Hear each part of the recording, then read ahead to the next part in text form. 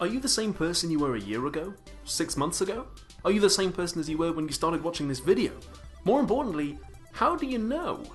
What are the criteria for continued personal identity? Which is to say, what makes you the same person over time, if indeed you are? One of the first philosophers to have a crack at this in the modern era was John Locke, who had an enormous nose. He said that identity of persons is identity of consciousness. Your body replaces bits all the time, and you could even lose part of your body and still be the same person. It even seems like it's logically possible to change your body entirely and still be the same person. What stays the same in those scenarios is your mind, specifically your memories. Now, it's tempting to include desires, hopes, beliefs, dreams, and so on, but you could change your desires, hopes, beliefs, dreams, and so on and still be the same person. So it looks like psychological continuity, which is to say memory, basically, is the criterion we need for personal identity. You are the same person you were a year ago because you remember being that person. This idea requires one additional modification, courtesy of Thomas Reid. Reid asked us to imagine a young boy who becomes a young officer who becomes an old general. We'd like to say that's all one person, but the old general might not remember being the young boy. His memories might have faded with time. Reid said that's okay, so long as the general remembers being the officer and the officer remembers being the boy, then we have a chain of memories stretching back into the past, and that is enough to establish psychological continuity. That seems like a pretty acceptable view. I mean, it means if you lose all your memories, you're no longer the same person as you were, so Jason Bourne is not actually the same person as David Webb. Total amnesia is basically just death. And you might have some different intuitions about that, but you can see why it's an attractive theory. But there are counterexamples to this. Imagine you got in a transporter and instead of teleporting you, it duplicated you. So one person walks out the other end and one person stays exactly where they are. A scenario you'll be familiar with if you've ever seen Season 6, Episode 24 of Star Trek The Next Generation. Now you might be thinking, why should we worry about that? That's clearly something that would never happen in the real world. Well, it is logically possible, which is to say it's not contradictory when we imagine it, and we are trying to find the logical connection between the concepts of personhood and identity, so indulging in a little science fiction thought experiment can actually be very useful. Suppose Riker gets into the transporter, splits and becomes Will Riker and Tom Riker. Both Will and Tom remember being the original Riker. They are both psychologically continuous with him, but they cannot both be identical with him because identity is what philosophers call a transitive relationship. If A is identical to B and B is identical to C, then A and C must also be identical. And you can see this for yourself. If Snoop Dogg is Snoop Lion, and Snoop Lion is Snoopzilla, then Snoop Dogg and Snoopzilla must be the same person.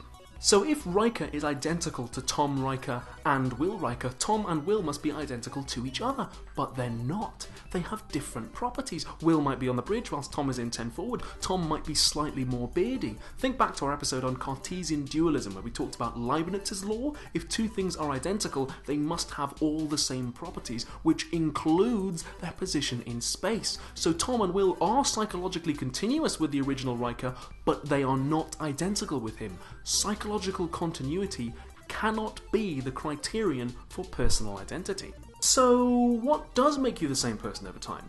Derek Parfit said that the answer is psychological continuity. Again. What? Rather than abandon the notion of memory being important for determining who's who, Parfit says that we should abandon the notion of identity. Identity is a strict one-to-one logical relation and it ties us down, when what we're really worried about isn't identity, it's survival. The question isn't will I be numerically identical to some future Philosophy Tube presenter, the question is will I survive? What Parfit thinks we should recognise is that one person might survive as two. So neither Tom nor Will are actually identical with the original Riker, but Riker does survive as both of them because his memories survive. Parfit tries to demonstrate this by taking the fission case and flipping it on its head. He asks us to imagine what would we say in a scenario where two people fused. You'd take two sets of desires and beliefs and hopes and put them into one body. Now certain members of those two sets are likely to be contradictory, so some of them will get eliminated from the final product. Say Vegeta and Goku do the fusion dance and become Gogeta. Now before the fusion, Goku's favourite food was rice and Vegeta's was egg rolls, and when they fuse, Gogeta's favourite food is egg rolls. That means there is more of Vegeta in Gogeta. Gogeta is more like Vegeta than he is like Goku. Now what Parfit thinks this shows us is that it's survival that we're really worried about when we're talking about whether somebody is the same over time. And that survival is a matter of degree. You can survive more or less, unlike identity, which is a strict, transitive, all-or-nothing deal. Of course, what that means is you can be the same person as you were in every relevant sense, whilst also not being strictly identical to them, which is kind of weird, and a lot of philosophers think that's a little bit too weird, which is why the debate goes on. What do you guys think? What makes you the same person over time, if indeed you are? Is Parfit right that it's survival and not identity that we're really bothered about? Send me your questions, comments, queries and comebacks underneath the video on Facebook, Twitter or by email. There were a lot of votes last time to do an episode on aesthetics and it was really close, so I think the next episode will be about is beauty in the eye of the beholder. Subscribe to join the Philosophans and leave a like if you... Alright, time to start filming today's episode, Alex.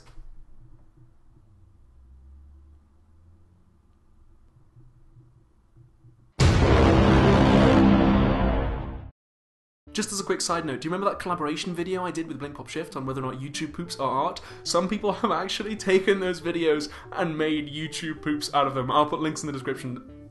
My day has been made. That's just so cool. It's so funny. I'm so flattered that somebody took the time to do that. I feel like I've arrived on YouTube now. This is like when you get your own Wikipedia page. Anyway, let's see what the Philosophers had to say about weakness of will. Fraser Greene, Claudius Kluwer and Ilian Bobev all said that maybe weakness of will comes from a failure to place long-term benefit over short-term benefit. That's a good idea, but it's possible to construct some counterexamples to that. Say you had to make a choice between eating an apple now or eating dessert later. You judge that eating the apple now would be best, but you wait and you have dessert anyway. In that case, you've got weakness of will as we defined it, but it's weakness in favour of the long-term benefit rather than the short-term. Sinatsky, Bruno Solea and several others all said that maybe weakness of will comes from outdated heuristics, modes of decision making which we are stuck with as a result of how our brains evolved. That is a really interesting idea. That would actually lend some support to the thing we were talking about at the end of the last episode when we say maybe weakness of will is characteristically irrational, so you decide to do one thing and judge that would be best, and then your brain's just like, nope, you're gonna do someone else, pal. I'm making the decisions. Marie Soulier and James Mackenzie both pointed out that what you define to be best is actually kind of vague. I mean, you might judge that one thing is best relative to one goal and something else is best relative to another goal. So what's going on there? That's actually a really good point. I guess the ostensible response is that what you judge to be best is the thing that you judge you have the most reason to do. But that takes us into the philosophy of reasons and how they work, which would actually make a very good episode for another time. So thank you for that. Caleb Harmon, that is exactly what Plato said. Well done, you were paying attention.